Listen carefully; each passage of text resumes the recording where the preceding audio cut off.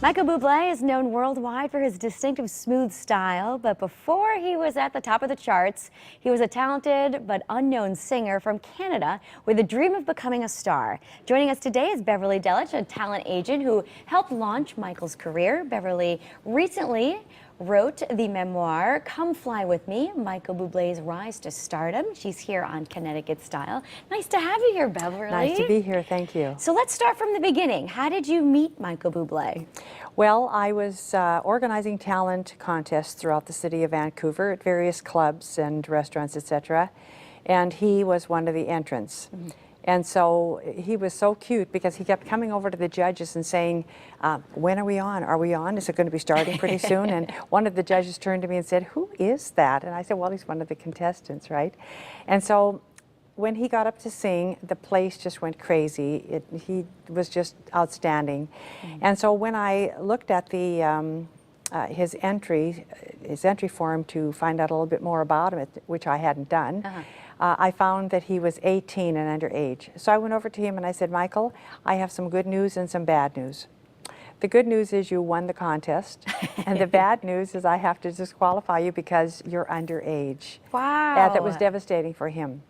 But I knew that he was very talented and felt very sad about that. And every year he used to go out on the fishing boat with his father. Mm-hmm. So he was out on the fishing boat and I called his mom and I said, I'd like him to come and enter this talent contest that I organize at our annual fair every year. It was huge for ages 13 to 21. Oh, so he qualified for that one. To qualify for that one. And then he came in and entered that one. And to make a long story short, he won. And part of the winning was going to Memphis, Tennessee.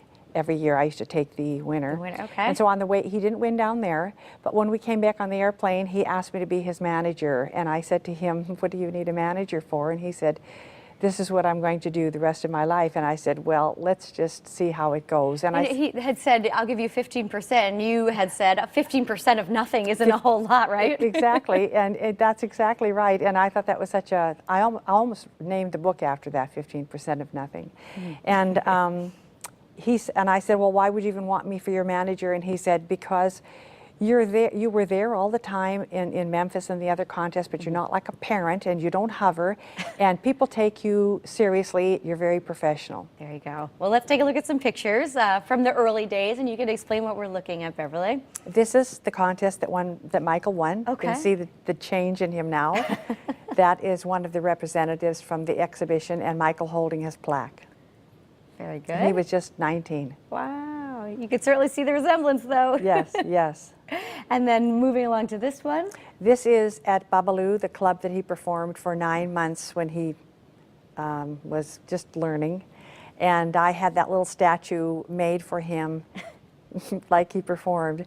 And we were having his CD released that night of that particular CD. And he looked at me and he said, does that look like me, Bevy? And I said, yes, it does. He said, okay. That's great. All right.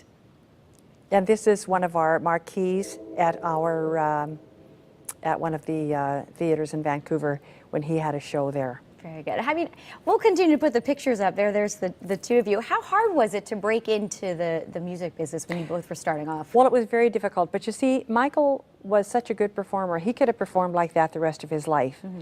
But, of course, we wanted more. He wanted more. He wanted the brass ring. He wanted the big management company, and he wanted the recording company, Sony or Warner Brothers, only the big ones. And then what point did you get connected and get the record deal? Well, he was in a musical review in Vancouver, which went to Toronto on tour. While he was there, he sang at an event, and the coordinator asked him if he could give his CD to Brian Mulroney, who was our former Prime Minister of Canada, because his daughter was getting married and he thought that Michael would be the perfect. David Foster was at the reception and that's how he met him. That was the connection. That was the connection. Wow. So we have to talk a little bit about you, because at age 60 you did something pretty remarkable. You started your own talent agency. Yes, it was just before I had met Michael, so well, about 55 actually. And yes, when I first started with the contest and got the job at the P&E, I was in interior design before that. You were? Yes, and I met, you remember the Platters? Sure. Young Oh, I recognize the name. Yes. Well, I met Ray Carroll, who was the second generation, at a restaurant And I got to know him, and he talked me into coming into the entertainment industry, and that's how I got in. That's what you did. Yes. That's pretty remarkable. So do you still keep in contact with Michael? I do. Yeah. Yes. Very good. Not as often, of course, because he's very busy. He has a new baby now, well, a son, 1 year old. Very good. And Beverly, lastly, do you have any advice for people trying to break into the business? Well, I think it's always nice if you can have somebody help you. Sure.